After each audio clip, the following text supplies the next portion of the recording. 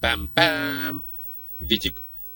Штучны інтэлект стаў паўнавартасным удзельнікам вайны ў Іране і, верагодна, спрычыніўся да гучнага ракетнага ўдару па школе для дзяўчынак, у выніку якога загінулі сотні ні ў чым невінаватых дзяўчат. Гэта відзік нумар 68, падкаст пра тэхналогіі і тое, як яны мяняюць наш свет. І сёння ў мяне для вас насамрэч кепскі ўступ. Я раскажу вам, як Клод, штучны інтэлект, аркестраваў ракетнымі запускамі па Іране і дапусціў крывавую памылку. Але для пачатку перадгісторыя. Амерыканскі ўрад забараніў кампанію распрацоўшчыка штучнага інтэлекту Клода Anthropic за тое, што яна адмовілася даваць вайскоўцам неабмежаваны доступ да сваёй нейрасеткі, і адначасова ўрад працягнуў выкарыстоўваць гэты самы ШІІ ў баявых аперацыях. Гісторыя пачалася задоўга да гучнага минулага тыдня. Яшчэ ў лістападзе 2024 года Anthropic заключила партнёрства з кампаніяй Palantir і Amazon Web Services, каб дэплоіць свайго Клода на сакрэтных ваенных сетках. Для тых, хто не ў курсе, Palantir — гэта такая кампанія, якая робіць аналітычны софт для разведкі і арміі, і яна, па сутнасці, з'яўляецца хрыбтом амерыканскіх спецслужбаў. Моцна павязаны з гэтым Palantir'ам Пітер Ціль, больш вядомы ў вузкіх колах гледачоў падкаста «Відзік» як антыхрыст і новы тэхнафеадал. Падрабязнасці пра яго глядзіце ў выпуску пра смерць капіталізма і новую тэхнашляхту. Здаецца, гэта быў выпуск нумар 61. Дык вось, потым быў кантракт на $200 мільёнаў, а за ім ад Міністэрства абароны, а за ім запуск Клод Government, спецыяльнай версіі для ўрадавых патрэбаў. І ўрэшце Клод апынуўся ушыты ва ўсю ваенную інфраструктуру ЗША. Ацэнка разведданых, ідэнтыфікацыя нейкіх мэтаў, баявыя сімуляцыі. Карацей, з дапаможніка па пісьму ён ператварыўся ў штабны ваенны штучны інтэлект. А потым адбыўся рэйд у Каракасе. У студзені 26 года, зусім нядаўна, але час ляціць, амерыканскія вайскоўцы правялі аперацыю па захопе Нікаласа Мадуры. Загінула ў выніку той аперацыі па розных ацэнках ад 83 да сотні чалавек, і паводле даных журналістаў Wall Street Journal, Клод удзельнічаў у гэтай аперацыі праз платформу Palantir. Кіраўніцтва Anthropic, тыя, хто распрацоўвае Клода, нібыта звярнуліся да Palantir з пытаннем: а ці выкарыстоўваўся наш штучны інтэлект, бо там жа стралялі па людзях. Anthropic адмаўляе, што яны гэтае пытанне задавалі, але Пентагон кажа, што гэта так і было. Хто з іх мае рацыю, мы, відаць, дакладна не даведаемся, але пытанне ўзнялося. І якія ўвогуле межы выкарыстання штучнага інтэлекта ў вайсковых аперацыях, і ці ёсць яны? Пентагон запатрабаваў ад усіх 4 вялікіх кампаній, што распрацоўваюць штучныя інтэлекты — Anthropic, OpenAI, Google і xAI — пагадзіцца на стандарт «Усе законныя мэты». Штучныя інтэлекты можна выкарыстоўваць для ўсіх законных мэтаў. Гэтыя законы і законныя мэты пішуць, зразумела ж, ваенныя самі. 3 іншыя кампаніі пагадзіліся, а Anthropic не. І пазіцыя ў іх была такая, у прынцыпе, вузкая. Клода можна выкарыстоўваць для любых законных ваенных мэтаў, акрамя 2 рэчаў. Першае — гэта масавая сачыльня за амерыканскімі грамадзянамі, а другое — цалкам аўтаномная зброя без кантролю чалавека. Усё. Ніякім пацыфізмам тут нават не пахне, і гэта агулам не адмова ад супрацоўніцтва з арміяй, проста 2 такія чырвоныя лініі, апошнія 2 чырвоныя лініі. Пентагон сказаў, гэта нам не падыходзіць, і 25 лютага міністр абароны ЗША Піт Хексет, здаецца, яго завуць, сустрэўся з Дарыё Амадэем, стваральнікам Anthropic у Пентагоне, і яшчэ прыйшлі 6 высокіх чыноўнікаў, уключаючы галоўнага юрыста міністэрства. І яны паставілі ультыматум: пагаджайцеся да пятніцы на нашыя патрабаванні, інакш будзеце абвешчаны рызыкай для ланцужка пастаўкі. І вось тут пачынаецца тое, ад чаго і смяяцца, і плакаць хочацца адначасова. У той самы дзень Калі Hexet выставіў гэты ультыматум, Anthropic апублікавалі пост пра абнаўленне сваёй палітыкі адказнага маштабавання. Гэта быў іх такі галоўны дакумент па бяспецы з прыкладна 2023 года, дзе кампанія абяцала ніколі не трэніраваць і не разгортваць штучны інтэлект без нейкіх дастатковых гарантый бяспекі яго працы. І вось у той жа дзень гэтая гарантыя знікла з гэтага дакумента замест цвёрдага абяцання, што мы будзем там публікаваць нейкія дарожныя карты, нейкія справаздачы, вось гэтыя усялякія абяцанкі з'явіліся, а замест тых чырвоных ліній з'явілася такое фармулёўка, што гэтага прытрымлівацца складана, бо канкурэнты ляцяць наперад і намагаюцца нас усіх абагнаць. Фізік з Масачусетскага тэхналагічнага інстытута Макс Тегмарк сказаў пра гэта вельмі трапна. Усе 4 кампаніі паступова адмовіліся ад сваіх нейкіх уласных абяцанняў. Google прыбрала слоган «Не будь злым, не будь злом». OpenAI выкрасліла слова «бяспека» з сваёй місіі. XAI агулам закрылі аддзел па бяспецы.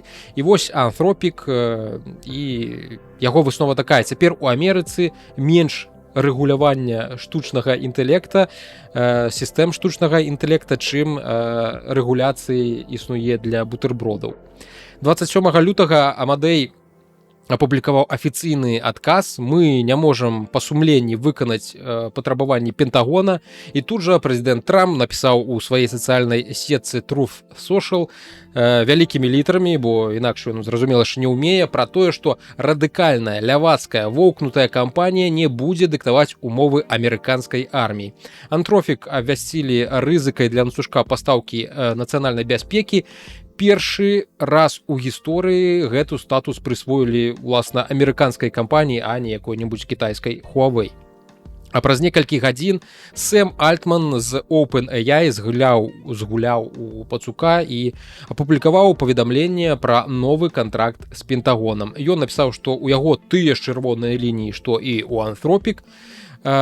Пост практычна адразу атрымаў рэмарку Community Note у Твітары. Карыстальнікі паказалі, што тэкст кантракту дазваляе ўсё, ад чаго адмовіўся Anthropic.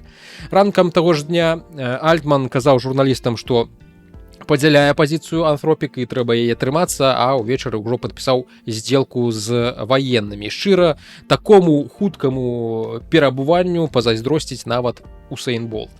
Для поўнай карціны на гэтым фоне OpenAI яшчэ аб'явілі пра раунд фінансавання на 110 мільярдаў баксаў пры ацэнцы ў 730 мільярдаў. Amazon, Nvidia, SoftBank усе ўнеслі свае долі у гэтую кампанію. Кантракт з Пентагонам каштуе ўсяго 200 мільёнаў, але для будучага IPO гэта сігнал інвестарам. Мы умеем дамаўляцца з урадам, калі яны будуць выходзіць на IPO. IPO гэта першаснае размяшчэнне акцый на біржы. Карацей, для інвестараў гэта прывабна. Дзяржаўныя кантракты гэта самае смачнае, што можа быць для прыватных кампаній і прыватных інвестараў. Там ужо зусім іншыя грошы.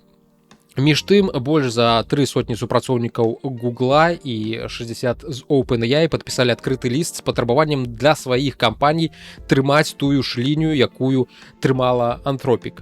Гэта значыць, людзі знутры вялікіх тэхнакарпарацый публічна выйшлі супраць рашэнняў уласных наймальнікаў. Гэта, зразумела ж, нядрэнна, але чаго яны даможуцца, хутчэй за ўсё, нічога. Публіка адрэагавала па-свойму. Клод узляцеў на першае месца ў амерыканскім апсторы, абагнаўшы чат GPT. Кэці Пэры выклала скрыншот сваёй падпіскі на Cloud Pro і дадала туды яшчэ сэрцайка. Нейкі рух з'явіўся адмяніце чат GPT на Reddit, і колькасць новых карыстальнікаў Anthropic за тыдзень прыкладна патроілася. Карацей, цябе забараніў прэзідэнт, і гэта аказалася лепшай маркетынгавай кампаніяй года для Anthropic і для іх мадэлі Claude.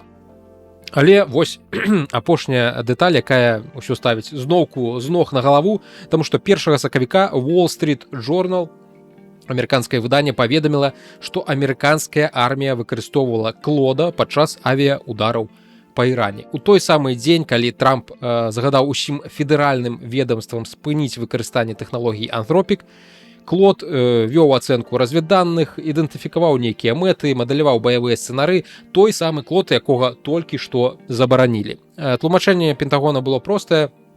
Гэта мадэль ужо так глыбока ўбудаваная ў таемныя сістэмы, што немагчыма проста так, пстрыкнуўшы пальцамі, яе выключыць адным загадам. Таму ёсць 6-месячны пераходны перыяд, пакуль яны будуць яго далей карыстаць. Але сутнасць відавочная. Урад забараніў кампанію за тое, што яна адмовілася даць неабмежаваны доступ да сваіх тэхналогій для вайны.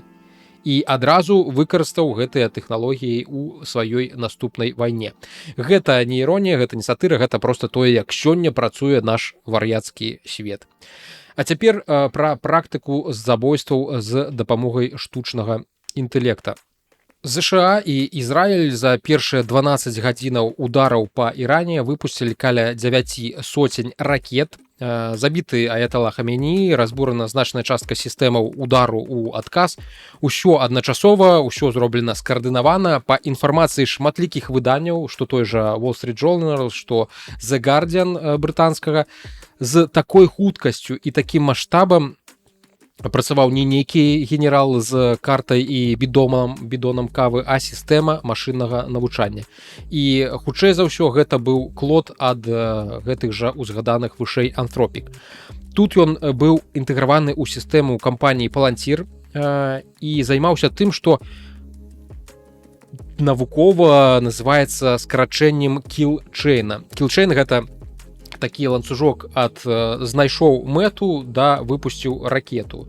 Ад гэтых двух дзеянняў павінна прайсці вельмі шмат часу, ідэнтыфікацыя, нейкі аналіз, юрыдычная праверка і зацверджанне, што гэты удар па гэтым аб'екце сапраўды можна зрабіць. Раней такі працэс мог займаць цэлыя дні. Вось тут прыкладная схема, як яно гэта ўсё ў тэорыі мусіць працаваць. Тут і распрацоўка, дзе шукаюцца нейкія праекты, потым і, магчыма, нейкія кансультацыі з выведкай, якая скажа, што яны падтрымліваюць гэты удар. Потым ідзе нейкая валідацыя, legal review, то бок юрысты яшчэ правяраюць, ці згодна з міжнародным правам гэты удар. І ва ўсім гэтым яшчэ, магчыма, некалькі такіх вузлоў. А цяпер гэта ўсё займае хвіліны ці секунды. І вось тое, што адбылося ў першыя гадзіны нападу на Іран, добра дэманструе, наколькі масіравана і хутка з штучным інтэлектам магчыма такое рабіць. Сістэма аналізуе відэа з дронаў, нейкія перахопленыя перамовы, разведданыя, карты, нейкія спутнікавыя здымкі і выдае рэкамендацыю. Вось гэтая мэта, вось такая зброя, вось нейкія прававыя падставы для здзяйснення гэтага удару. Чалавек, тэарэтычна, калі ён там яшчэ ёсць, у гэтай схеме ён проста ціскае кнопку. Але ці ён сапраўды разумее, па чым ён будзе біць, ці проста давярае ў гэты момант штучнаму інтэлекту, гэта ўжо пытанне, схаванае за туманам вайны. Прафесар Дэвід Леслі з лонданскага універсітэта называе гэта кагнітыўным аутсорсінгам, калі машына робіць усю разумовую работу, а чалавек проста падпісвае. Крэйг Джонс з універсітэта Ньюкасла кажа яшчэ прасцей: ШАІ прымае рашэнне хутчэй за хуткасць думкі. І зразумела ж, можна сказаць, што гэта добра, таму што гэта эфектыўна. Так, але у суботу даўнейшую, яшчэ ў першых чыслах сакавіка, адна з ракет ударыла па школе на поўдні Ірана. І ў выніку загінулі 165 чалавек, шмат з іх дзяцей. ААН назвала гэта грубым парушэннем гуманітарнага права. Гэта той момант, калі эфектыўнасць пачынае ўжо гучаць крыху інакш. Іранскія дзяржаўныя СМІ апублікавалі 7-секундны відэаролік, вось ён тут крыху ёсць у вас на скрыне. І на ім бачна, як ракета ўлятае ў будынак на агароджанай тэрыторыі, там, дзе знаходзілася школа для дзяўчынак. Загінула ад 165 да 180 чалавек. Большасць загінулых гэта вучаніцы. Джефры Льюіс, прафесар глобальнай бяспекі з Мідлбері коледжа, паглядзеў відэа і кажа, што па ўсіх прыкметах гэта менавіта амерыканская ракета «Тамагаўк». Больш у канфлікце іх ні ў кога няма апроч амерыканцаў. Генерал Дэн Кейн на прэс-канферэнцыі наогул сам прамовіў, што першымі стралялі тамагаўкі з амерыканскіх суднаў, то бок пацвердзіў, што амерыканцы іх выкарыстоўвалі. Пры гэтым, зразумела ж, амерыканскі прэзідэнт Трамп заявіў, што нібыта ў бамбардзіроўцы школы вінаваты сам Іран, бо іранскія ракеты вельмі недакладныя. Льюіс на гэта мякка адказаў, што ракета на відэа не падобная ні на адную з вядомых іранскіх мадэляў ракет. NPR, вось гэты выданне, NPR, пэўна, National Public Radio, амерыканскае выданне, якому можна давяраць, яны праверылі гэтае відэа, геалакацыя супала з рэальным месцам, знак на ўваходзе, там яшчэ побач знаходзіцца клініка, якая таксама была разбомбленая, адпавядае вядомым данным пра гэты аб'ект, і іншыя расследавальнікі таксама пацвердзілі сапраўднасць гэтага відэа. Па выніку гэтага удара 7 будынкаў больш няма. Яны апынуліся разбомбленымі. І вось самая горкая з гэтага дэталь, гэта нібыта ваенная база ў горадзе Мінап па ўсёй бачнасці больш чым 10 гадоў таму яна ўжо была пакінута іранскімі ваеннымі. Узлётная паласа, якая там побач знаходзілася яшчэ ў 2010-х гадах, на пачатку 10-х, была знесена ў 2024 годзе, на яе месцы пабудавалі жылы квартал. Школу аддзялілі сцяной ад тэрыторыі базы яшчэ дзесьці ў 2014-2016 годах, то бок яшчэ хутчэй за ўсё тады гэта была не школа, а проста нейкі ваенны будынак, а клініка побач адкрылася ў 2025 годзе. То бок Льюіс дапускае, што удар мог быць нанесены па састарэлых разведвальных выведвальных даных. Тых самых даных, якія ШІІ сістэма, магчыма, прааналізавала і прызнала вартай удару мэтай. Вось і атрымліваецца, што сістэма дзейнічае з хуткасцю святла, але базы даных абнаўляюцца з хуткасцю бюракратычнай машыны. І дзяўчынкі ў школе пра гэта нічога не ведалі. І мы знаходзімся на парозе такой эпохі, калі рашэнні аб жыцці і смерці прымаюцца з хуткасцю апрацоўкі запыту. І пытанне ўжо не ці можа ШІІ дапамагчы ваяваць, а хто і як будзе адказваць, калі ён памыліцца. Пакуль выглядае на тое, што ніхто і ніяк. Вельмі зручна спіхнуць віну за памылкі на штучны інтэлект, перадаць яму адказнасць за рашэнні пра чыёсць ці жыццё, чыюсьці смерць. І свет ужо спрачаецца пра тое, ці патрэбна рэгуляванне ШІІ, і ўся аргументацыя вялікіх кампаній да гэтага зводзілася да простага. Даверцеся нам, мы самі ўсё урэгулюем, мы лепш ведаем, як вам лепш, як зрабіць вас шчаслівымі з дапамогай штучнага інтэлекта. І вось за адзін тыдзень кожная з гэтых кампаній так ці іначай адмовіліся ад уласных абяцанняў, хто ціха, хто гучна. Anthropic адзіныя, хто хоць нейкія лініі трымалі, яны далёка не святыя, зразумела ж, але іх і за гэтыя лініі пакаралі. А вось як пакараць штучны інтэлект за забойства, пра гэта ніхто не спрачаецца і наўрад ці стане, таму што зручна, калі адказнага няма, тады здараецца шмат жахлівых рэчаў. Тады ёсць карт-бланш на тое, каб рабіць шмат жахлівых рэчаў. Вось. І перш чым мы працягнем, хачу падзякаваць за падтрымку спонсараў маёй працы, спярша магнатаў, што донацяць больш за ўсё, хоць і не мусяць гэтага рабіць, і каго я абяцаў узгадваць асабіста голасам. Мова.хау, Дмітрый Суднік, Хімік 94, Алексей Гуляў, Алесь, Алексей, Яўген Барановскі, ВНТ-ID, Мармоль, Іван Янчук, Вожык, Георгій Пугачоў, Алексей Адамович, Райдер 13, Сергей Мухін, Александр Ціткоў і Алесь Кароза. А таксама ўсіх іншых беларусаў, што гатовыя падтрымліваць беларускі кантэнт на Патрэоне. Шчыра ўсіх дзякую, спадзяюся, што вам цікава тое, што я расказваю. Вось, ідём далей. Таксама яшчэ крыху пра штучны інтэлект пагаворам.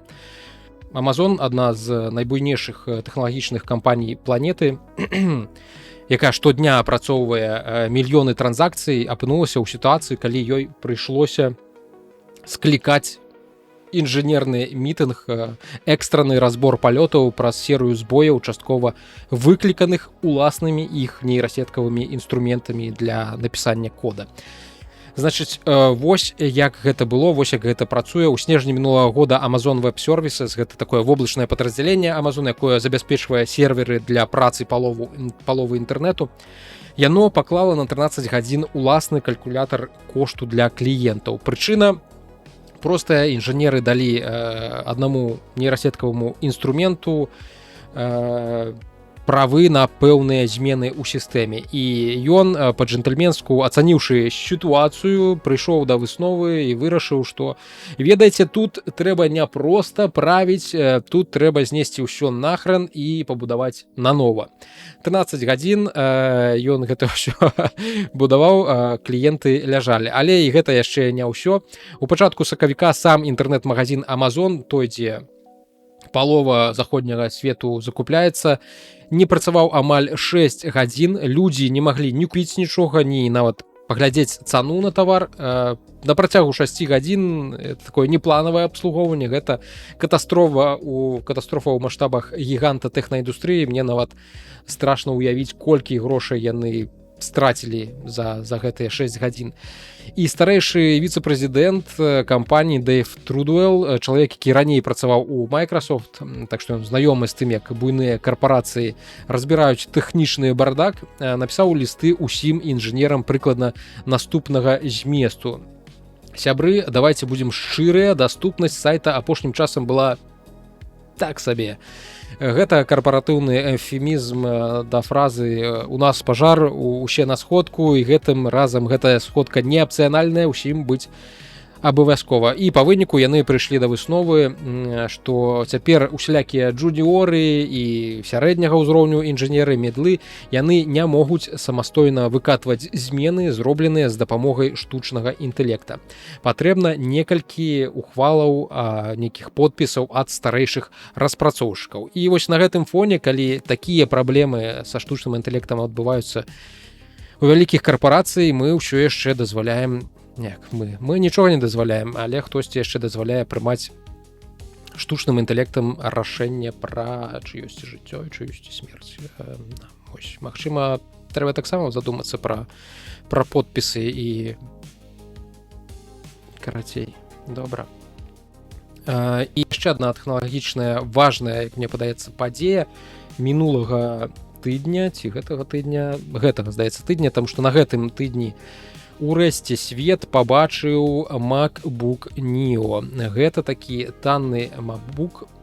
Карацей, кампанія Apple, якая гадамі вучыла нас, што ноутбук можа каштаваць як бэушны аўтамабіль, яна раптам выпусціла MacBook за $600. І цяпер увесь Windows рынок сядзіць і нервова лічыць, колькі у яго засталося часу на адказ на такую прывабную, прынцыпе, прапанову. Адзін з кіраўнікоў кампаніі Asus на мінулым тыдні падчас Earnings Calls, такая штоквартальная прэс-канферэнцыя, дзе кіраўнікі кампаній тлумачаць інвестарам, чаму ўсё добра, нават калі ўсё не вельмі добра. Ён прамым тэкстам сказаў, што MacBook Neo з яго цаной у $600 гэта насамрэч шок для ўсёй індустрыі. І не таму, што Apple раптам стала добрай, памянялася, а таму, што да гэтага моманту ПК-вытворцы літаральна не канкурыравалі з прадукцыяй Apple у бюджэтным сегменце. Apple заўсёды сядзела ў сваёй дзесьці там утульнай нішы дарагіх прыладаў, і ўсе ціха жылі сваё жыццё, не замінаючы адно аднаму. Але цяпер гэтаму прыйшоў канец. Гэты кіраўнік Asus кажа, што ўся экасістэма Microsoft, Intel, AMD, яны ўжо актыўна абмяркоўваюць, як адказаць на гэты выклік. І гэта не проста гаворкі, таму што чуткі пра MacBook Neo, пра танны нейкі MacBook хадзілі мінімум год, то бок у індустрыі быў час нейкім чынам падрыхтавацца, але, відаць, убачыць цану у уласнымі вачыма гэта крыху іншае ўражанне. Пры гэтым сам прадстаўнік Asus не без злараднасці адзначае, што у гэтым ноутбуку ўсяго 8 гігабайт аператыўнай памяці, якую нельга дакупіць ці нейкім чынам замяніць. І гэта нібыта хутчэй планшет iPad у корпусе ноутбука, чым нейкая паўнавартасная працоўная машынка. Штосьці для спажывання контенту, Netflix, YouTube, Spotify і тыпу гэтага больш чым дастаткова. Але калі вы хочаце, напрыклад, адкрыць Chrome са 100 укладкамі і паралельна запусціць Visual Studio Code, то $600 нібыта ператворыцца ў маленькае пекла. Такая ідэя гэтага кіраўніка Asus. Яго такое меркаванне. Сёння ўжо чацвер, я ўжо паглядзеў некалькі відэаглядаў новага MacBookа, і там не ўсё так адназначна кепска, як нам апісваюць. Хуткасць для базавых задач і нават лёгкі геймінг, што дзіва, прысутнічаюць, так што ўсё залежыць ад таго, хто вы і чаго вы хочаце ад жыцця. Вось зараз вы будзеце бачыць на сваіх экранах, як чалавек запускае усе праграмы, якія ён толькі можа, да якіх можа дацягнуцца на гэтым MacBook. У мяне ніколі не бывае гэтулькі уключаных праграмаў адначасова, гэта нейкі жах. Вось, але яны запусціліся на 8 гігабайтах аператыўнай памяці, і, як вынікае з гэтага відэа, яны нават дастаткова добра працуюць, калі ўсе запушчаныя адначасова. Калі вы жывяце пад камнем, такія вось даныя пра гэты MacBook Neo, гэта самы танны MacBook у гісторыі, $600, зразумела ж, без падатку. Для амерыканскіх студэнтаў, калі яны пацвердзяць, што яны студэнты, гэта яшчэ на $100 танней, то бок $500, гэта агулам супер. У ім можа быць ці 256, дарэчы, гэты блогер, здаецца, быў у Польшчы, таму што гэта Варшава. Цікава. Вось, у гэтым ноутбуку можа быць 256, ён можа жыве. Талер Сталман, добра, не ведаю. У ім можа быць ці 256, ці 512 гігабайт SSD. Сховішча, зразумела, ёсць толькі 8 гігабайт, як я ўжо сказаў, аператыўнай памяці, а таксама працуе ўсё гэта на чыпе A18 Pro, на тым самым чыпе, які дэбютаваў прыкладна 1,5 гады таму на айфонах 16. Гэта чып у аднаядравых задачах, а гэта менавіта тое, што робіць, чым займаецца большасць з нас кожны дзень. Браузер, нейкія Google Докі, нейкі Slack, нейкі прагляд відэа абыходзіць нават легендарны M1 MacBook Air і той самы M1, які ў 2020 годзе зблытаў усе карткі Windows вытворца. Экран яркі, калонкі для свайго памеру гучаць някепска, трэкпад нічога страшнага, веб-камера 1080p з даволі выразным малюнкам, клавіатура без падсветкі, гэта магчыма кепка, але клавіш кепска, але клавішы светлыя, таму экран манітора будзе вам яго падсвечваць, калі вы яго набудзеце.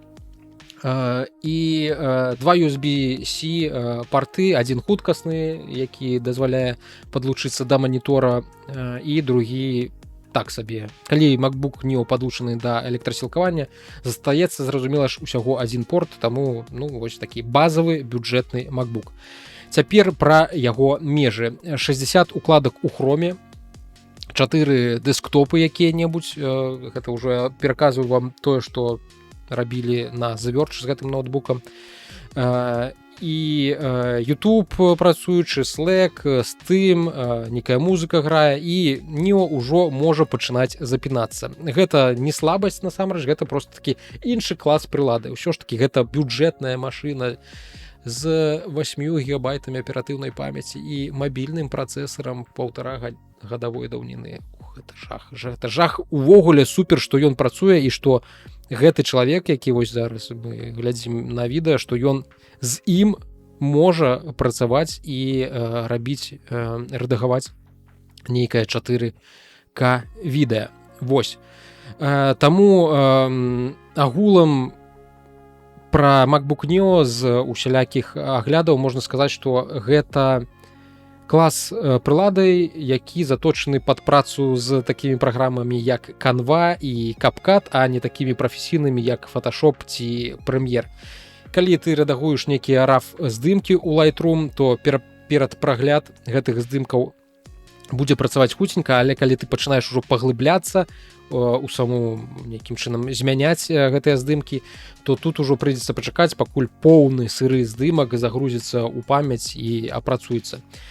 Для большасці людзей, якія хочуць просты надзейны ноутбук, добра сабраны з нейкіх даволі прыемных жалезных алюмініевых матэрыялаў, гэта агулам можа быць ідэальная прылада. 9 гадзін батарэі, якасная зборка, без нейкіх відавочных кампрамісаў у будзённым звычайным выкарыстанні. Пры гэтым большасць Windows канкурэнтаў за тую ж цану будуць або даражэй, або будуць выглядаць як нейкія дэбютанты у параўнанні з нё. Apple даўно агулам спрабавала зрабіць MacBook для простых людзей і, здаецца, нарэшце ў іх атрымалася. Ён больш прывабны па цане, калі браць такі ж які-небудзь iPad, дакупляць да яго клавіатуру, а там будзе толькі iOS, не будзе шмат такіх праграмаў прафесійных, умоўна, якія могуць спатрэбіцца. І гэта даволі прывабнае набыццё. Нават я задумваўся не пра тое, зразумела ж, каб купіць яго сабе, у мяне крыху іншыя задачы, але пра тое, што для дачкі, напрыклад, у будучыні ці для маці зараз гэта было б, у прынцыпе, нармалёвая прылада. І, магчыма, я б падумаў пра тое, каб купіць MacBook Neo. У маці зараз 10-й год ужо працуе з 2016-го ноутбук Acer. Ён можа яшчэ гады 2 паслужыць, а за гэты час выйдзе MacBook Neo з 16 гігабайтамі аператыўнай памяці, я спадзяюся. І тады, пэўна, можна будзе яго разглядаць як машынку з запасам на будучыню. Ўсё ж такі 8 гігабайт аператыўнай памяці, гэта гучыць. Маральна я сабе не дарую такое набыццё ў 2026 годзе. Нібыта ты купляеш нейкі электроннае смецце. Так, дзіўна. Вось, ці ўжо лепш тады паглядзець у бок нейкіх бэушных MacBook Air, халера яго ведае. Агулам для ПК-індустрыі настаў нейкі такі драматычны момант. Нават калі ўся індустрыя захоча нейкім чынам адказаць Apple, зрабіць гэта проста зараз даволі вельмі складана. Бо ідзе вось гэты бум штучнага інтэлекта і памяць, DDR, LPDDR, NAND, шмант проста звятаецца з рынку. Цэны на памяць у Asus выраслі больш, чым на 100% за квартал. 100%. Гэта супер. Як толькі іх цяперашнія запасы скончацца, цэны на ноутбукі давядзецца перагледзець, і для іх, зразумела ж, гэта не паляпшэнне. Новыя фабрыкі па вытворчасці памяці запрацуюць толькі дзесьці ў канцы 2027 года. А гэта значыць, што 2 гады мінімум мы будзем жыць вось у такіх умовах. Атрымліваецца цікавая сітуацыя.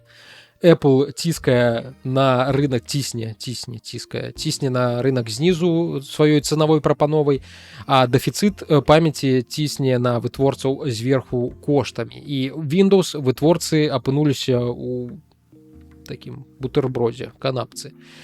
Што ў іх атрымаецца, як яны змогуць адказаць, нешта мне падказвае, што хтосьці ў індустрыі рызыкуе не перажыць наступныя 2 гады. Паглядзім, хто менавіта гэта будзе. Спадзяюся, што хтосьці каго не вельмі будзе шкада.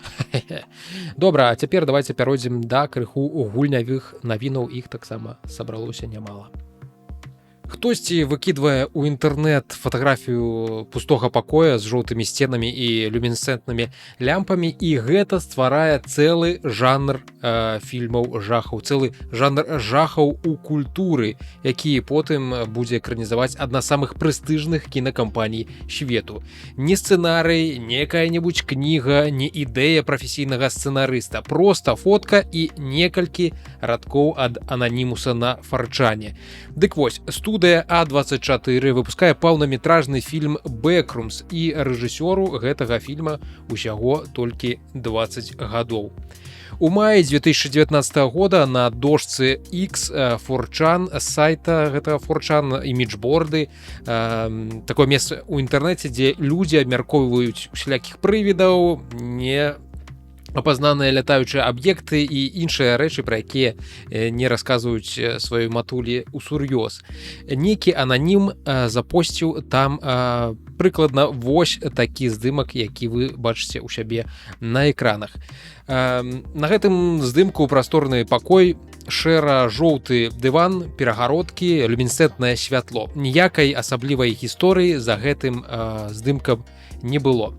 Просто фотка. Але потым іншы ананімус адказаў, і вось там ужо пачалося. 600 мільёнаў квадратных міль выпадковых пустых пакояў, смурод старога вільготнага дывана, манатонна жоўтае вар'яцтва і бясконцае гудзенне люмінесцэнтных вось гэтых лямпаў на максімальнай гучнасці. Праз 5 гадоў аказалася, што на арыгінальнай фотцы проста незакончаны пакой у краме мэблі па рамонце гэтай мэблі. Але да таго часу ужо ў прынцыпе было позна, інтэрнэт усё прыняў за чыстую манету і выбудаваў вакол гэтага здымка цэлую тэорыю змовы, цэлую тэорыю змовы жахаў, можна так, пэўна так сказаць. Не ведаю. Але канцэпцыя называецца Backrooms, задні пакой. Не ведаю, як гэта перакласці на беларускую, каморка. Трапіць у гэтыя бэдрумсы можна праз нокліп. Гэта тэрмін з відеагульняў, калі персанаж праходзіць скрозь сцяну у нейкую недаступную зону праз тое, што заглючыў рухавік гульні. Тут у выпадку з Backrooms гэта азначае знайсці месца, дзе рэчаіснасць настолькі нестабільная, што фізічныя законы троху пачынаюць расслабляцца і працаваць адстань ад мяне, адчапіся. І ты праскоўваеш, ты праслізваеш і ты праскакиваеш у прастору, якой просто не павінна існаваць. І там бясконцыя пакоі, жоўтыя сцены, гудзенне, няма выхаду, няма людзей, нейкая бясконцасць з пакояў. Фанаты за гады расшырылі лор да памераў цэлай энцыклапедыяй. Адны лічаць, што ёсць сотні ўзроўняў з рознай эстэтыкай і з рознымі насельнікамі, другія стаяць за мінімалізм арыгіналу, адзін пакой бясконцы, страшны сваёй вось гэтай будзённасцю і звыкласцю. І гэтая дыскусія, дарэчы, нагадвае спрэчкі пра тое, ці патрэбен у піцы ананас. Усе крычаць, але кожны застаецца прынамсі пры сваім.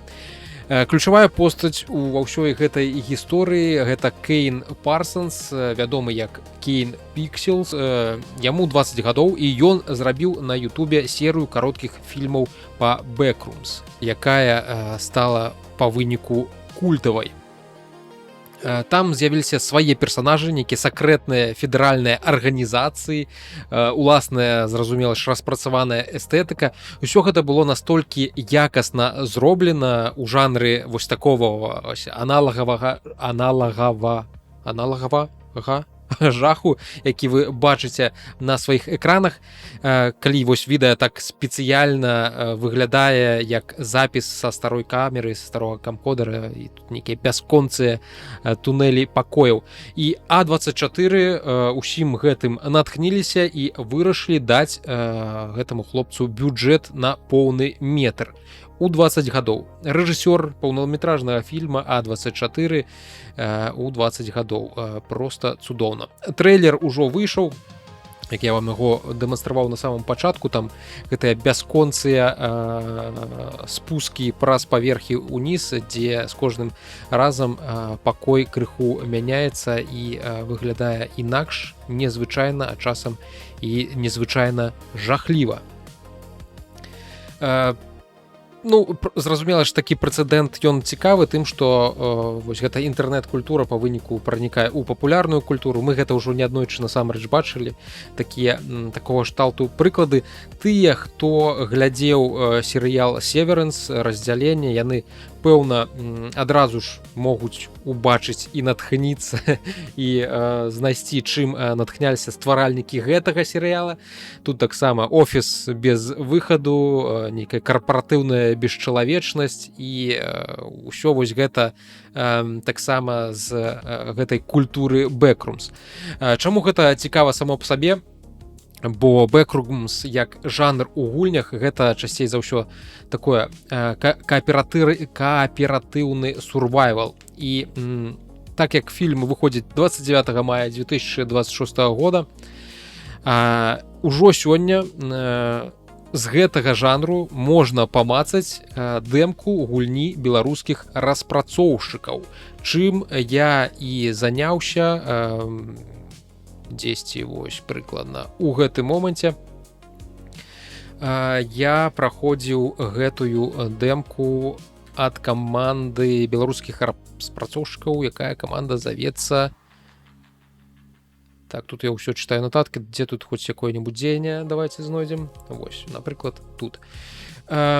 Гульня, распрацоўшчыкі завуцца Upsum Games, а гульня называецца Shifting to the Backrooms. Калі зараз была нядаўна вось гэта вялікі фэст дэмак у стыме, яны таксама выклалі сваю дэмку прыкладна на 1,5 гадзіны праходжання, як мне падалося. Можа, з таго, што я навічок у гэтым жанры, можна было б справіцца і хутчэй, але я не люблю жахлівікі, я баюся жахлівікаў.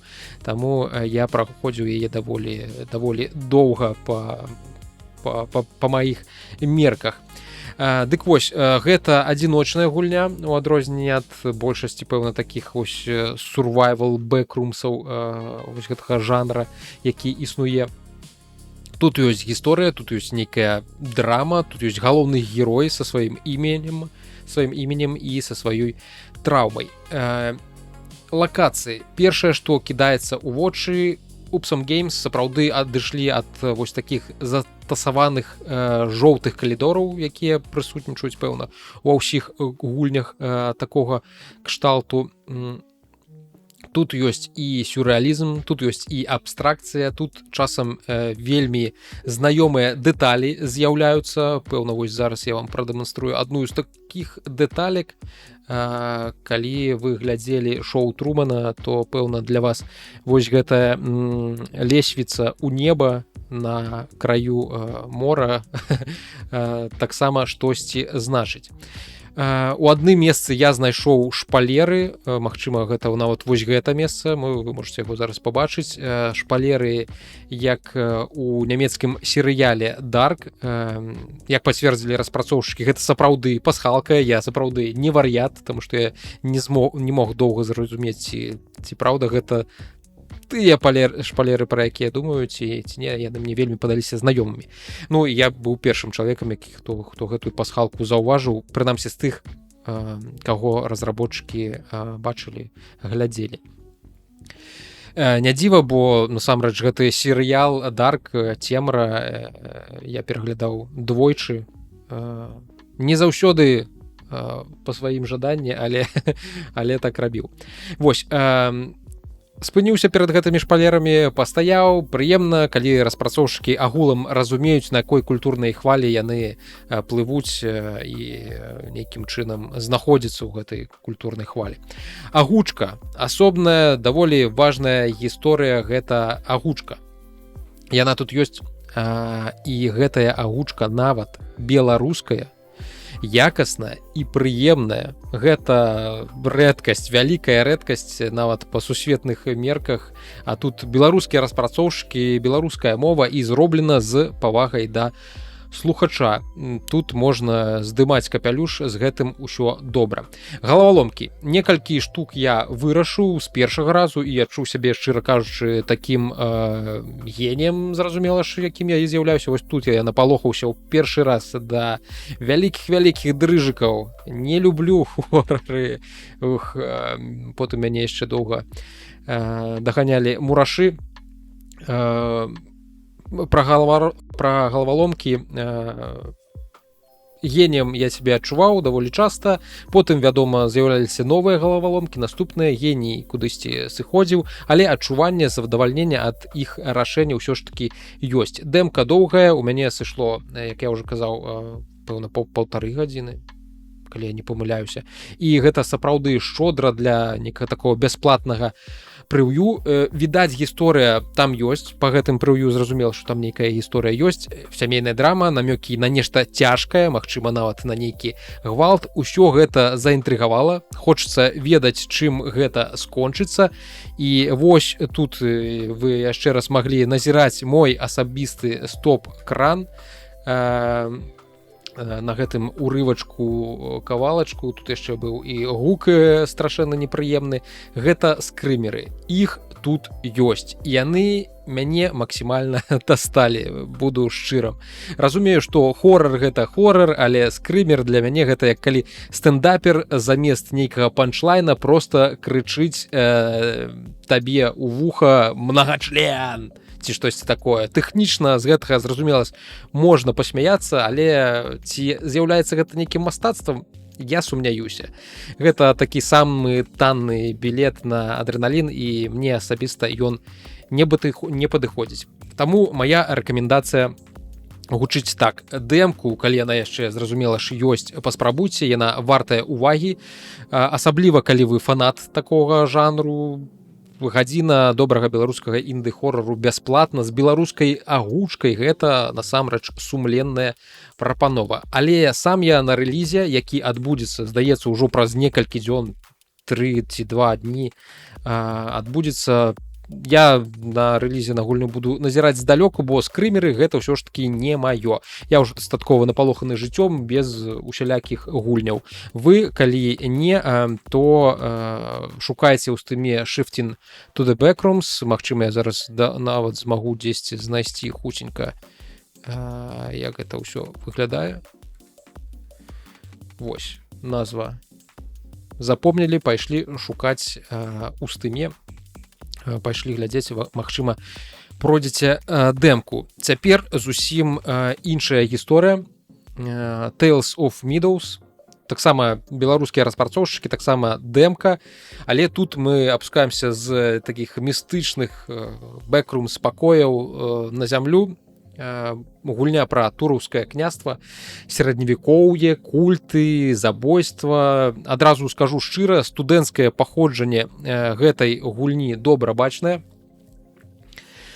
Відаць, з першых хвілін гатовыя асеты з крамы хутчэй за ўсё выкарыстоўваюцца ў шмат якіх момантах. Ворагі з інтэлектам дзвярной ручкі, катсцэны, дзе персанажы не заўсёды трапляюць у фокус, анімацыі такія калаватыя, багі прысутнічаюць. Як экшн-РПГ агулам выглядае гэта вельмі слаба. Дзесьці тут, магчыма, была нават бойка якая-небудзь.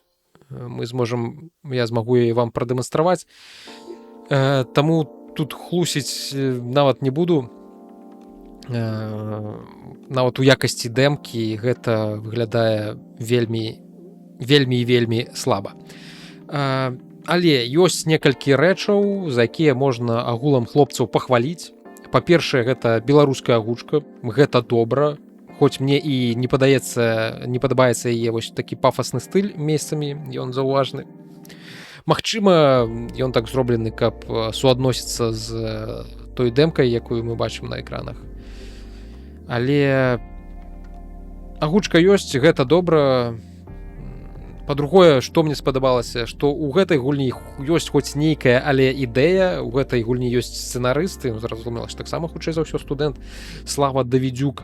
Хлопцы схадзілі на, давайте я вам адкрыю гэты рэсурс, схадзілі да журналістаў на пагаварыць.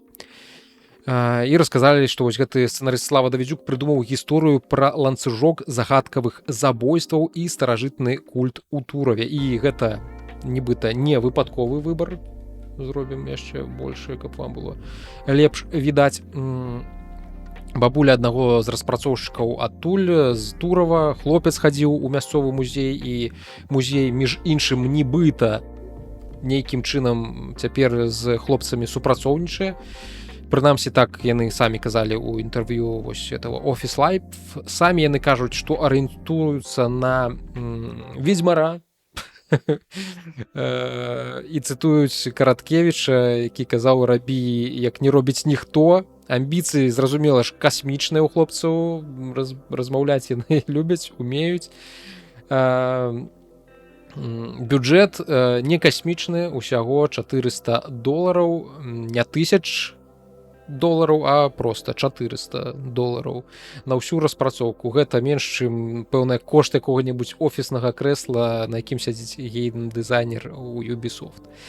10 000 чалавек дадалі гульню ў жаданае на стыме. Рэліз не раней за 2027 год. І кошт плануецца дзесьці на ўзроўні $15-17. Абяцаюць 4 гадзіны праходжання. Добра, што арыентуюцца менавіта на вось такія 4 гадзіны, таму што, значыць, яны, пэўна, адэкватна ацэньваюць свае сілы. Лепш зрабіць мала, але агулам зрабіць, а магчыма яшчэ зрабіць і добра. Як тапталік, такі хадулік, я не ведаю, як гэты жанр па-беларуску назваць, можа з гэтага штосьці і атрымаецца нешта цікавае. Намёк на сюжэт ёсць, спробы ў нейкі драматызм прысутнічаюць, але ад дэмкі да беларускага вось гэтага ведзьмара, будзем шчырымі, дарога доўгая і хлопцам трэба шмат зрабіць да рэлізу. Я спадзяюся, што хаця б палову задуманага яны зробяць і, галоўнае, давядуць гульню да рэлізу, да заканчэння. Зычу ім поспехаў, хоць і надзеі на беларускага ведзьмара, будзем шчырымі, зусім няшмат. Вось такія дэмкі, на якія я звярну увагі. Былі яшчэ 3 беларускія дэмкі. Калі да іх яшчэ захаваўся доступ, я абавязкова ў іх пагуляю, але, магчыма, і не буду, таму што 2, прынамсі, гульні з гэтага спісу ўжо зусім хутка мусяць выйсці. Гэта Replaced і гэта The Eternal Life of Goldman. Гэта ўжо такія па беларускіх мерках, з таго, што мы зараз з вами бачылі, гэта ўжо такія не індзі, а сапраўдна AAA распрацоўка сапраўдная. Таму на іх ужо будзем хутчэй за ўсё глядзець па выніку, на рэлізе, што з гэтага ўсяго атрымаецца. А пакуль давайце пераходзіць да наступных навінаў. Microsoft Gaming атрымала новага кіраўніка, новага генеральнага дырэктара, і гэта не тая, каго усе, в прынцыпе, чакалі. Пачнём ад самага, пэўна, пачатку. Філ Спенсер, той самы дзядзька ў футболцы з лагатыпам Xbox, якога вы бачылі, пэўна, на кожнай прэзентацыі апошняга дзесяцігоддзя, афіцыйна пайшоў на пенсію. Гэта, насамрэч, было пытаннем часу. Яшчэ ў лютым мінулага года ён узяў такі доўгі адпачынак, і пакуль ён дзесьці там загараў, цэлыя каманды тыднямі чакалі яго адабрэння па нейкім ключавым рашэнням. Microsoft нават вымушана была публічна заявіць летась, што Спенсер у бліжэйшы час не збіраецца на пенсію. Але, як вы разумееце, калі кампанія гэта абвяргае, то значыць так і ёсць. Ёсць тут адзін нюанс, пра які ў афіцыйных дакументах не пішуць. Па інсайдах Філ быў вельмі нязручным кіраўніком, супрацоўнікам для Саці Надэлы, кіраўніка ўсяго Майкрасофта асабіста. Спрачаўся, адстойваў кансольны шлях, тармазіў AI-агенду, а Надэла зараз цалкам сканцэнтраваны якраз-такі на штучным інтэлекце і патрабуе яго ўкаранення ва ўсіх падраздзяленнях. Філ гэтаму перашкаджаў. Таму, як толькі з'явілася некая такая афіцыйная, аб'ектыўная фінансавая прычына, Надэла проста скарыстаўся гэтым момантам.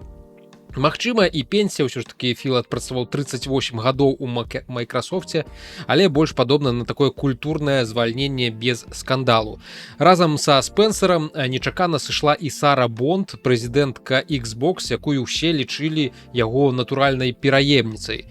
Сышла так хутка і нечакана, што там атрымаўся казус, яе каманда не паспела нават выдаліць пост у LinkedIn з запрашэннем даць водгукі пра функцыі даступнасці на Xbox. Гэта адбылося, лічы, што ў адзін і той жа момант. І гэты пост вісеў там гадзінамі ўжо пасля таго, як пра яе адстаўку абвесцілі. Замест Бонд Microsoft паставіла кіраваць Xbox'ам Ашу Шарму, 36гадовую.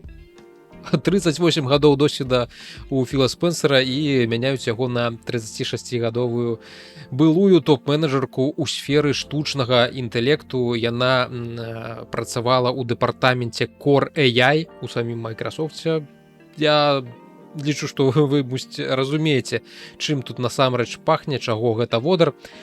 Вось, гулявога досведу у яе прыкладна, зразумела ж, 0. Яна адкрыта прызнала, што не геймер, але рабіла выгляд, што ўсё ж такі тое-сёе разумее у геймерскай тусоўцы. Шарма нібыта пачала актыўна гуляць у гульні за некалькі месяцаў да свайго прызначэння. Відавочна, каб не выглядаць зусім нейкай такой белай варонай на новай пасадзе, але там ёсць падазрэнні, што хтосьці за яе праходзіў гэтыя гульні, таму што вельмі дзіўна яна атрымоўвала амаль усе ачыўкі ў гэтых гульнях. Карацей, там таксама не ўсё так чыста. Гэта, пэўна, такі самы красамоўны сімптом з усіх. Microsoft шукала на чале Xbox не геймера і не візіянера, а вось такога антыкрызіснага менеджера, 36гадовага чалавека, які умее рэзаць, напэўна, аптымізаваць, выводзіць з мінуса. Гульні тут ужо, відаць, для кіраўніцтва Microsoft другаснае, галоўнае, гэта ўсё ж такі лічбы. І можаце уявіць рэакцыю супрацоўнікаў Xbox, калі новая кіраўнічка кампаніі, якая робіць гульнявыя прыстаўкі, праводзіць свае выхадныя, збіраючы рэкамендацыі ў твітары, у твітарскіх, ува што там можна пагуляць. Гэта з аднаго боку камусьці можа паказацца такім сімпатычным альбо вельмі страшным з іншага боку, залежыць ад таго, наколькі вы аптыміст. Улічваючы, што гэтыя адказы Ашы Шармы былі вельмі падобныя да згенераваных нейрасеткаў. Нібыта замест яе там ўсё ж такі сядзеў нейкі шыі-агент і адказваў карыстальнікам твітара. Але галоўнае, што для кіраўніка ўсяго Microsoft індыйца Сатьі Надэлы гэта ідэальная кандыдатка. Не белы амерыканец з досведам 38 гадоў працы ў Microsoft, які меў аўтарытэт і вагу ў прыняцці рашэнняў, які мог спрачацца, мог адстойваць інтарэсы і свае, і свайго падраздзялення, і геймераў, а 36гадовая жанчына індыйка Аша Шарма, якая ўсяго некалькі год працуе ў Microsoft і абавязаная Надэле сваёй такой таким зайздросным хуткім ростам кар'еры. Тут можна пагаварыць пра непатызм і тое, як тэхналагічныя кампаніі зараз ператвараюцца ў філіал Бамбея. Нойміш аднаго індыйца, яны перацягнуць за сабой усю сваю вёску. Мы, зразумела ж, не расісты, таму пра гэта не будзем гаварыць, але калі кумаўство загубіць Microsoft, я буду гэтаму толькі рады насамрэч. Чаму наогул усё гэта адбылося? Бо стратэгія апошніх гадоў, назовем ее так, Xbox паўсюль, усюды, яна правалілася. Сара Бонд актыўна штурхала такую ідэю, што Xbox гэта не прыстаўка, гэта агулам цэлая платформа. Вам не патрэбны Xbox, каб гуляць у Xbox. Такі быў слоган. Мабільная крама Xbox, абвешчана яшчэ ў сярэдзіне 24 года, да гэтага часу не існуе. Продажы самой кансолі падаюць 3-й год запар. І замест таго, каб выпраўляць гэтую праблему, кампанія запусціла рэкламную кампанію, дзе тэлефон і планшет называліся Xbox'ам. Так, дакладней, гэта ніяк не дапамагала справам кансольнага Xbox'a. Унутры кампаніі людзі гэтым, відаць, былі ўражаны, але зусім не ў добрым сэнсе, як магло б падацца. І выглядае так, нібыта Microsoft фактычна хавае гэтую стратэгію разам з Сарай Бонд. Пра гэтую жанчыну у развітальных запісках не ўспомнілі ні Сатья Надэла, ні Мэт Буці, ні новая дырэктарка, толькі Філ Спенсер нешта там прамармытаў. Новая кіраўніца Аша Шарма у сваім першым звароце прама сказала пра вяртанне Xbox. Гэта даволі такі выразны сігнал, што курс мяняецца. Яна не кажа развіваем, што пачалі, яна кажа, што мы вяртаемся. Але тут ёсць нюанс. Цалкам выкінуць, зразумела ж, Xbox Cloud Gaming і мультыплатформеннасць яны, вядома, не збіраюцца. Гэта ўжо такая інфраструктура, у яе ўкладзены мільярды інвестыраваны. І хутчэй за ўсё адбудзецца наступнае. Кансоль і сапраўдны такі Xbox зноў стане цэнтрам, а хмара і мабільнасць застануцца як дадатак, а не як нейкая замена. Па сутнасці, вось гэта праблема стратэгіі Bond была не ў самой ідэі Xbox паўсюль. Ідэя, ў прынцыпе-то нармальная. Праблема ў тым, што яны пачалі актыўна адмаўляцца ад кансолі, замест таго, каб проста пашырацца на іншыя платформы. Класічная, як мне падаецца, дэбільная памылка, кінулі існуючых кліентаў у пагоні за нейкімі гіпатэтычнымі новымі. Вы, зразумела ж, я думаю, мяне ведаеце, калі доўга глядзіце гэты падкаст, я ўжо не аднойчы ў гэтым падкасце хаваў Xbox, але зараз давайте прыслухаемся. Xbox everywhere, Xbox паўсюль, як галоўная філасофія памірае. Xbox як кансоль, відаць, ўсё ж таки мае шанс выжыць, становіцца на некаторы час галоўнай магчыма, але зусім не ў тым выглядзе, да якога мы прызвычаіліся. На днях новая кіраўнічка анансавала Project Helix. Гэта наступны Xbox, які па сутнасці будзе персанальным камп'ютарам на віндзе са спецыяльным гульнявым рэжымам працы. А гэта значыць, што кансоль зможа запускаць гульні з ПК і хутчэй за ўсё ў рэжыме эмуляцыі запускаць гульні для Xbox з папярэдніх пакаленняў. І калі новая кансоль не выйдзе раней за 2027 год, а хутчэй і значна пазней ўсё ж таки яна выйдзе, гэтакі гульнявы досвед можна будзе памацаць ужо зусім хутка. З красавіка 26 года Microsoft, праз прыкладна паўмесяца, Microsoft разгортвае Xbox мод, поўнаэкранны Xbox інтэрфейс на ўсіх Windows 11 прыладах, лэптопы, дэсктопы, планшеты, якія ў іх там ёсць, на ўсім. Гэта не які-небудзь там бета-тэст для абраных, гэта масавы роллаут, з чым Asus ужо эксперыментавала на Xbox Li і Xbox Li X, калі памятаеце, такія handheld кансолькі. А вось на нядаўняй GDC 2026, гэта такая вялікая канферэнцыя распрацоўшчыкаў відэагульняў, Джейсон Рональд, які з'яўляецца, лічы, што віцэ-прэзідэнтам па наступнаму кансольнаму пакаленню Xbox, расказваў яшчэ пра адну рэч. Наступны Xbox атрымае альфа-версію, дэв-кіт для распрацоўшчыкаў у 2027 годзе. Не ў гэтым, не неяк хутка, а праз год. Там будзе AMD чып з палепшаным у разы, як чакаецца, рэйтрейсінгам.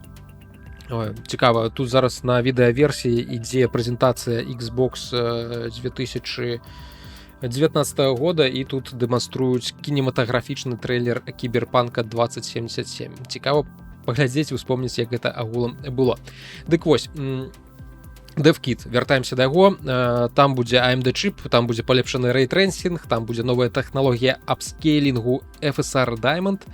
Гэта такі DLSS ад AMD, толькі са сваімі, зразумела, нюансамі і арыентаваны, як кажуць, спецыяльна для вось гэтага праекта Helix.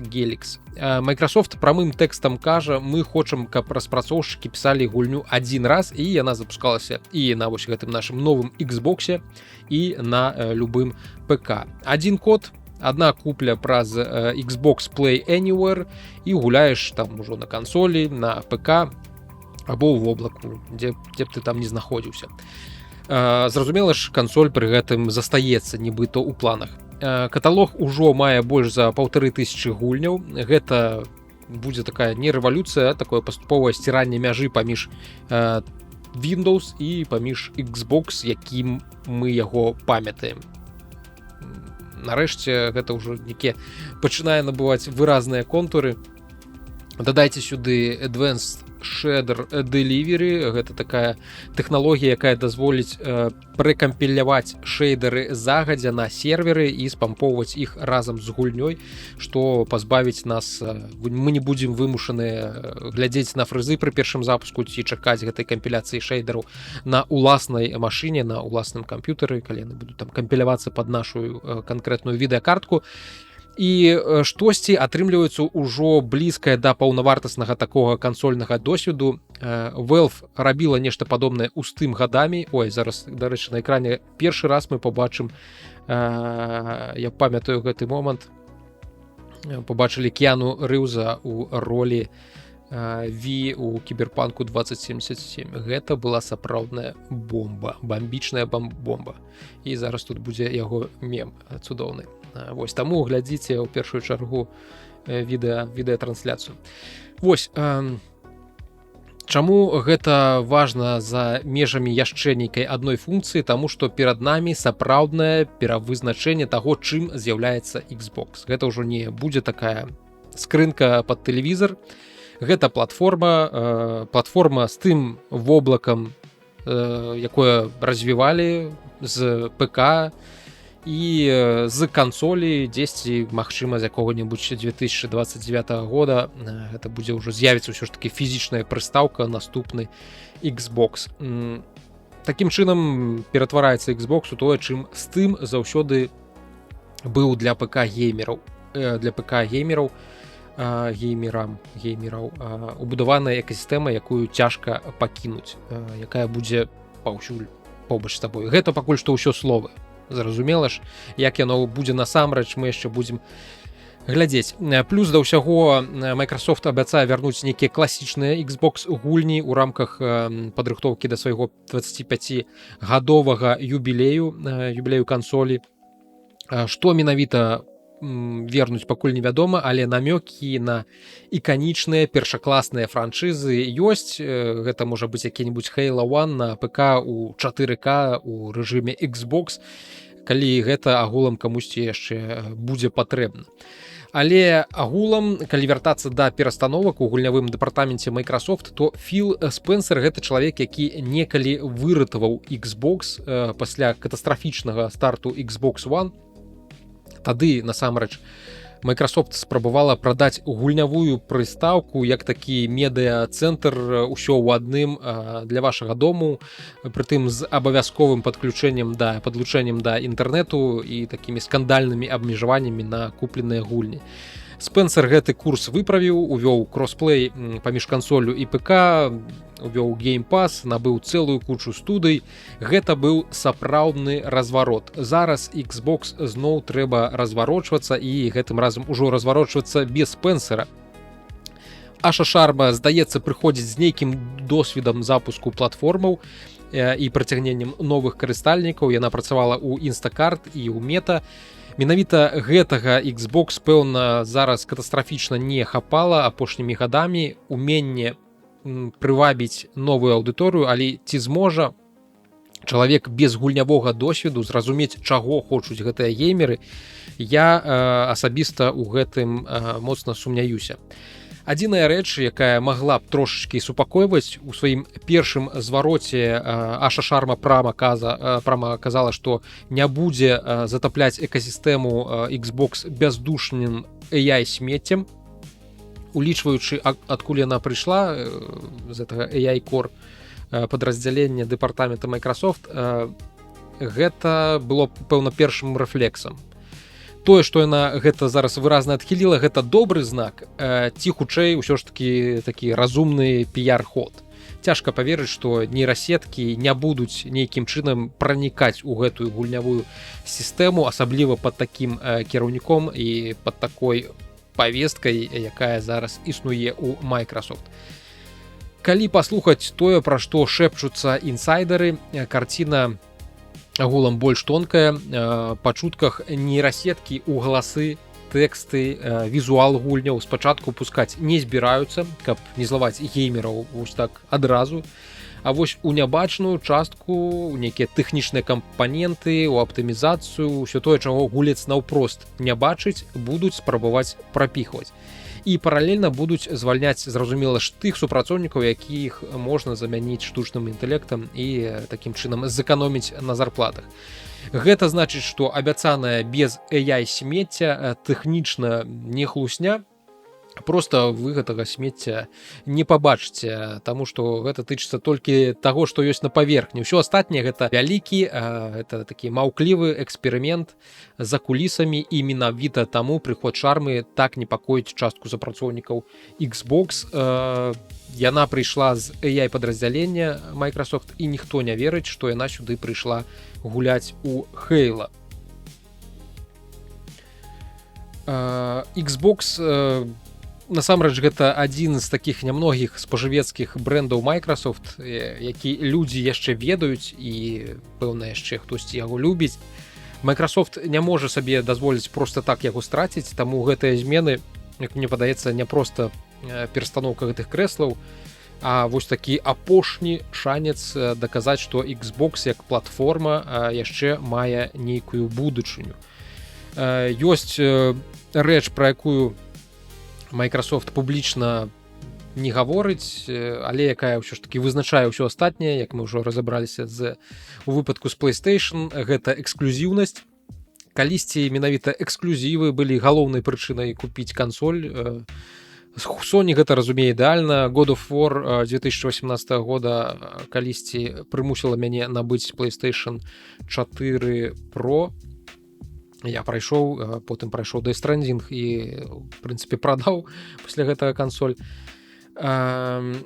Але Xbox у нейкі момант вырашылі, што выпускаць усё адначасова на ПК гэта добрая ідэя. Для геймераў на ПК зразумела, для продажу кансолі гэта, магчыма, катастрофа. Потым у іх яшчэ з'явіліся Activision Blizzard за 69 мільярдаў долараў. Усе чакалі, што Call of Duty стане нейкім эксклюзівам, хоць бы часовым Xbox, але Microsoft пакінула код на PlayStation 70 мільярдаў долараў, і галоўны козыр аддаюць канкурэнту. І вось тут у гісторыю уваходзіць яшчэ адзін персанаж, пра якога Microsoft, відаць, не хацела б думаць, але ён ёсць. Гэта Valve і іх новая Steam-машына. У лістападзе 25 года, як я ўжо там казаў, Valve абвясціла пра другое прышэсце сваёй пакойнай, мёртвай прыстаўкі пакаёвай. Кампактны кубік на AMD Zen у 6 разоў магутнейшы за Steam Deck, які каштуе там не так шмат, але колькі будзе каштаваць ты машына, невядома. Адное вядома дакладна, што у адрозненне ад Xbox Steam машына мае доступ да ўсёй бібліятэкі Steam. Дзясяткі тысяч гульняў, але нават з затрымкай, хоць гэтыя гульні будуць выходзіць і хоць і не адразу выйдзе гэтая Steam-машына, але гэта рэальны канкурэнт, які б'е ў тую ж нішу, у якой працуе Xbox. І калі Xbox не дасць людзям прычыну купіць менавіта яго, Steam-машына з задавальненнем возьме гэтых пакупнікоў сабе.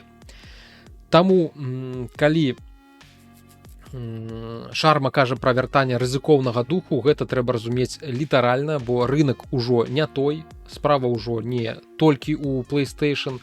Побач стаіць Valve, кампанія, якой няма акцыянераў, якой не трэба даводзіць нейкія квартальныя вынікі, квартальную прыбытковасць гэтым акцыянерам, і якая проста будуе тое, што лічыць правільным. І гэта зусім іншы ўзровень, як мне падаецца, канкурэнцыі, з якім Xbox яшчэ не сутыкаўся.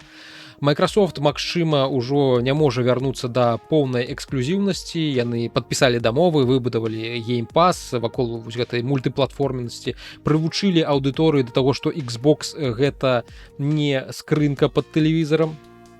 Развярнуцца на 180 градусаў, значыць, не публічна прызнаць, што ўсе апошнія гады былі памылкай. А гэта, мабыць, цяжэй за ўсё. Не тэхнічна, а нават псіхалагічна. і Xbox такім чынам зараз стаіць на раздрожжы альбо знайсці сваю прычыну для існавання, нейкую рэальную канкурэнтную з гульнямі, якія ёсць толькі тут, альбо паціху ператварыцца ў тое, у што ён зараз будзе ператварацца у яшчэ адзін спосаб запусціць Game Pass не праз кансоль, нават не абавязкова праз платформу, не нават асобна нейкі ПК, просто падпіску. Наступныя некалькі гадоў пакажуць, вось, дарэчы, на вашых экранах Сара Бонд, ці стане Шарма другім Спэнсерам, ці яшчэ адным эксперыментам Microsoft, які ціха закрыюць праз пару гадоў, і Шарма, вядома ж, абяцае, што такога больш не будзе. Спадзяюся, што яна мае рацыю. Мне б хацелася, каб у нейкім выглядзе Xbox як кансоль працягнуў сваё існаванне. Xbox Series X мне вельмі падабаўся, як ён выглядаў візуальна і з тэхнічнага пункту гледжання, як ён быў зроблены. Але галоўнае, пра што не любяць казаць услых, Xbox, на жаль, гэта не асноўны бізнес Microsoft. Ён не вызначае Microsoft, і калі стаўка Шармы не спрацуе, Microsoft можа проста скінуць Xbox як непатрэбны баласт і нічога асаблівага насамрэч нават не страціць. Microsoft адзіны з усіх гульнявых гігантаў, хто можа сабе гэта дазволіць, таму што Sony без PlayStation лічы, што не існуе. Nintendo без гульняў таксама не існуе, а Microsoft заўтра прадасць Xbox, паслязаўтра прачнецца і будзе далей зарабляць на сваіх азурах і на сваім офісе. Ніпы нічога і не было. Менавіта таму рызыкі такія высокія, не таму, што Xbox дрэнны, а таму, што ён, на жаль, не абавязковы для Microsoft. А як паказвае практыка, у тым ліку PlayStation, для карпорацый, калі ты не абавязковы, а цябе могуць лёгка адмовіцца. Як у тэорыі, калі вось так сабе уяўляць, Microsoft можа пазбавіцца Xbox, калі ўсё пойдзе кепска і жаданне цацкацца з геймерамі ўжо ніякага не застанецца, гульнявое падраздзяленне стала такі даволі вялікім, там шмат студый, ёсць некалькі сцэнароў, я знайшоў іх 3. Першы гэта сцэнар ціхай ліквідацыі, пэўна, самы верагодны. Microsoft і падобны да таго, што зараз у прынцыпе адбываецца з гэтым Project Helix, з гэтым рэжымам Xbox для Windows, Microsoft проста паступова будзе спыняць інвестыцыі ў кансольнае жалеза. Наступны Xbox выйдзе дарагім і апошнім, і студыі застаюцца, але пераходзяць на выпуск гульняў для ПК і іншых платформ. Xbox ператвараецца ў візуальны рэжым работы Windows для запуска Game Pass.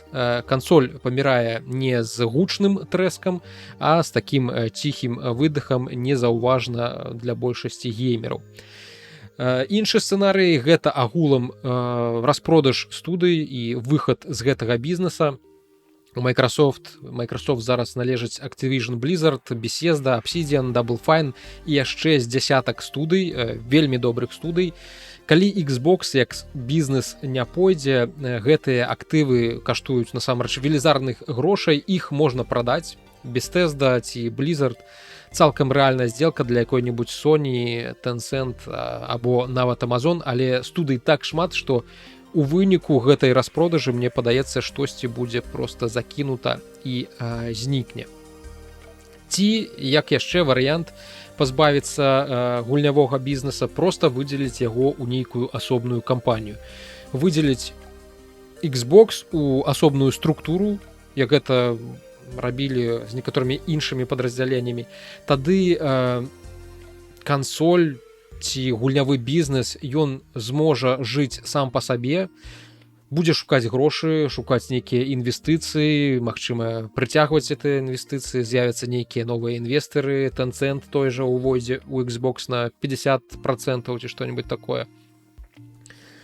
Вось, будуць самі шукаць гэтыя грошы, будуць самі аптымізаваць выдаткі. Microsoft просто умые руки і там на якіх-небудзь 30% будзе валодаць гэтым Xbox'ам, атрымоўваць свае дывідэнды. Рызыкоўна, але бренд прынамсі будзе мець нейкі шанец захавацца і гульнявая індустрыя не так моцна перабудуецца. Вось. Якім будзе гэты далейшы шлях Xbox'a, будзе вельмі цікава паназіраць. Наступныя 2 гады, пэўна, абяцаюць быць ключавымі ў гісторыі з Xbox'ам. Вось, а таму нам пакуль застаецца чакаць і глядзець, назіраць за тым, што будзе далей з гэтым усім адбывацца, з гэтым вялікім эксперыментам па перабудове Xbox'a. Вось. Яшчэ, пэўна, апошняе гульнявое, што я вам хацеў расказаць, гэта вялікае інтэрв'ю распрацоўшчыкаў Machine Games, якія яны далі, не памятаю каму, але, здаецца, Game Industry Biz, але далі і там гучала пра Wolfenstein 3. Гэта інтэрв'ю з Еркам Густавсонам, дырэктарам студыі, якая падарыла нам новы, які ўжо новы, старэнькі даволі Wolfenstein і Індыана Джонс апошні, і там вельмі шмат насамрэч у гэтым інтэрв'ю цікавага. Першае, пра што хочацца пагаварыць, гэта тое, як яны ўвогуле выжылі пад Microsoft. Калі вы забыліся, Machine Games таксама належыць Microsoft. Летась Microsoft рабіла масавыя рэзанансныя скарачэнні ў сваім гульнявым падраздзяленні. Arkane Austin, Tango Gameworks, студыі, якія толькі выпусцілі добрыя гульні, просто зачынялі. Machine Games з гэтага ўсяго выйшла без асаблівых страт, і Густавсон кажа, што яны заўсёды маюць выразны план на некалькі гульняў наперад і ніколі не ставяць Microsoft перад фактам. Яны поўнасцю празрыстыя ў адносінах з сваім гаспадаром, выдаўцом. Ніякіх сюрпрызаў не падкідваюць, і па сутнасці сакрэт выжывання ў такой вялікай карпорацыі заключаюцца ў тым, што ты мусіш выглядаць так, быццам ты ведаеш, што робіш, нават калі не ведаеш, але зразумела ж, лепш, калі ведаеш. Другое, гэта памер. 15 гадоў студыі, і ўсё яшчэ там працуе менш за 200 чалавек. У эпоху, калі студыі раздуваліся да 1000 супрацоўнікаў, а потым рэзалі іх на палову, Machine Games заставалася кампактнай свядома. Густавсон кажа, што ведае усіх сваіх супрацоўнікаў па імені, і гэта для яго такі асабісты індыкатар. Як толькі перастаеш пазнаваць людзей у калідорах, студыя, значыць, становіцца занадта вялікай, штосьці трэба рабіць. Гэта, дарэчы, той жа прынцып, якім карыстаўся Адрыян Хмеляш з студыі The Astronauts. Відаць, людзі, якія робяць добрыя гульні, думаюць прыкладна аднолькава. Але ёсць адна праблема, калі студыя маленькая, а гульні становяцца ўсё больш вялікімі і ўсё больш даражэйшымі у вытворчасці, як гэта агулам вось такі вялікую нагрузку, націск балансаваць. Яны выкарыстоўваюць партнёрствы і нейкія сястрынскія студыі Bethesda. Напрыклад, калі у Machine Games ідзе прэ-прадакшн і людзям насамрэч няма чым заняцца, няма чаго рабіць, яны дапамагаюць на студыі ID Software.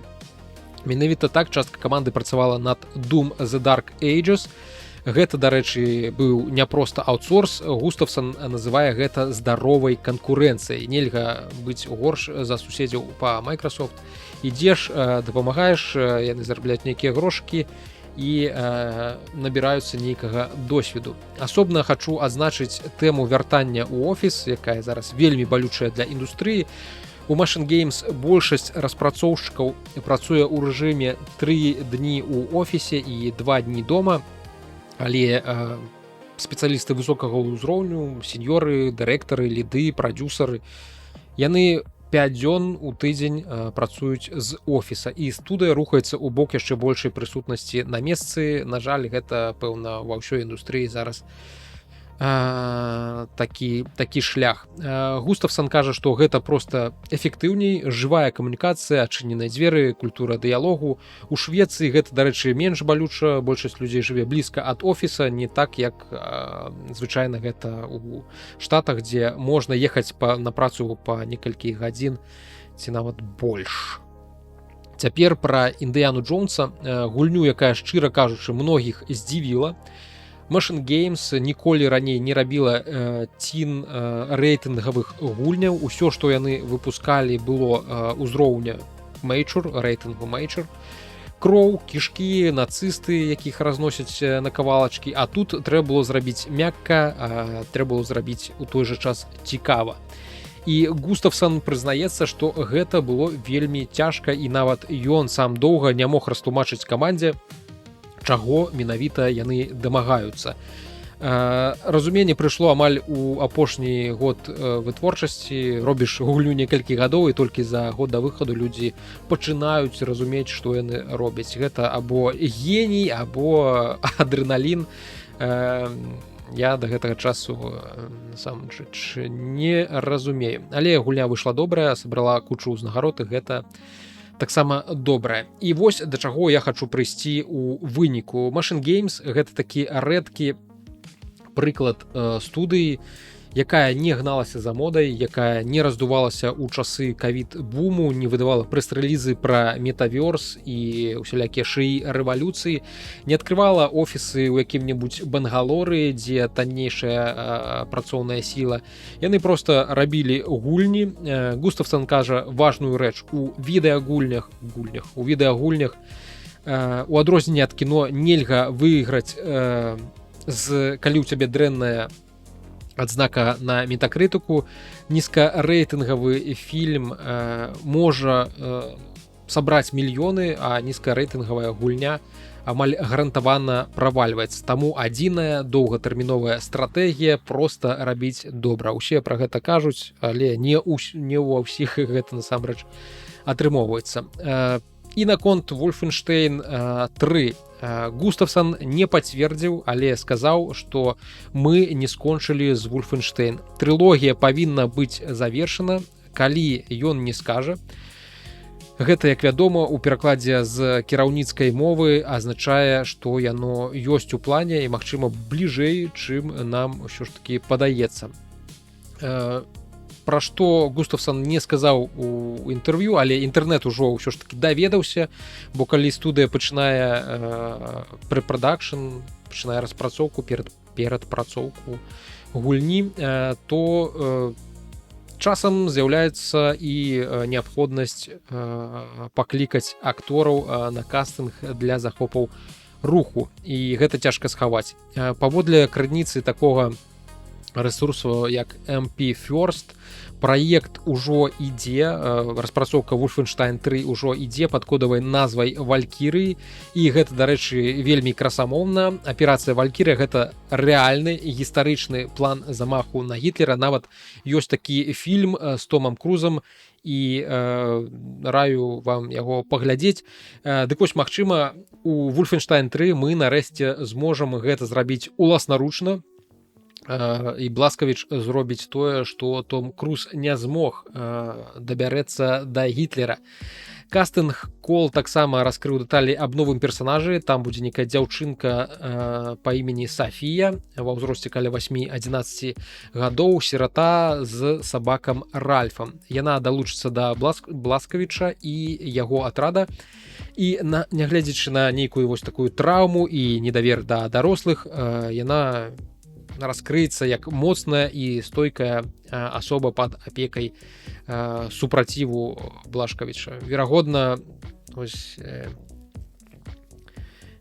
гэта будзе штосьці падобнае, як мне падаецца, да The Last of Us, таму што калі з'яўляецца у гульні калі ў гульні ёсць галоўны персанаж, гэта суровы такі дзядзька з ледзяным сэрцам, які без сумнення можа забіць любога, яму падсоўваюць дзіця, яшчэ можна і з сабакай, і вось будуць назіраць, як і гэтае дзіця, і гэты галоўны герой будуць трансфармавацца і перарабляцца.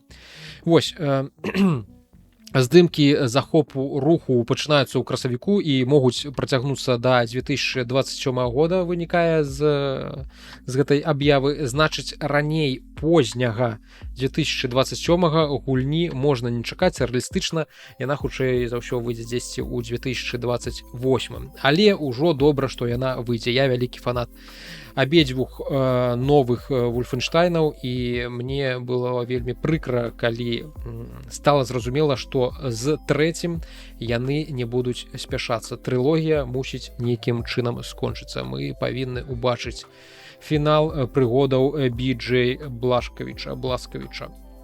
І бонусам Amazon робіць серыял па Вольфенштайн, той самы Kilter Films, які зрабіў Fallout, серыял па Fallout. Джонатан Нолан і Ліза Джоль, калі яны паўтораць поспех Fallout серыялу, гэта будзе проста шыкоўна. Спадзяюся, што мы пабачым цудоўнае вяртанне гэтай франшызы і на экраны нашых, і на маніторы нашы гульнявыя, і на тэлевізары. Карацей, чакаю з нецярпеннем. Вось. І напрыканцы галоўнае, што я мушу зрабіць, гэта падзякаваць усім тым, хто даглядзеў гэты выпуск відзіка да канца. Асабліва хочу падзякаваць тым, хто падтрымлівае мяне на Патрэоне ці праз мой асабісты сайт. Там таксама можна падпісацца, і камісія тады будзе меншая для мяне, чым калі працаваць праз Патрэон, звязку і PayPal. Вось, гэта магнаты, якіх я агучваю заўсёды: Мова.хау, Дмітрый Суднік, Хімік94, Алексей Гулеў, Алесь, Алексей, Яўген Барановскі, ВНТ ID, Мармоль, як мне падказалі, націск на апошні склад Мармоль, Іван Янчук, Вожык, Георгій Пугачоў, Алексей Адамович, Райт 13, Сергей Мухін, Александр Ціткоў і Алесь Кароза. А таксама хочу падзякаваць усім астатнім спонсарам, якія робяць свой унёсак у падтрымку маёй працы. Любы унёсак таго варты. Спадзяюся, што вы не расчароўваеце у тым, што я раблю. Вялікі вам дзякую яшчэ раз за прагляд. Пачуемся, калі пачуемся. Бывайце!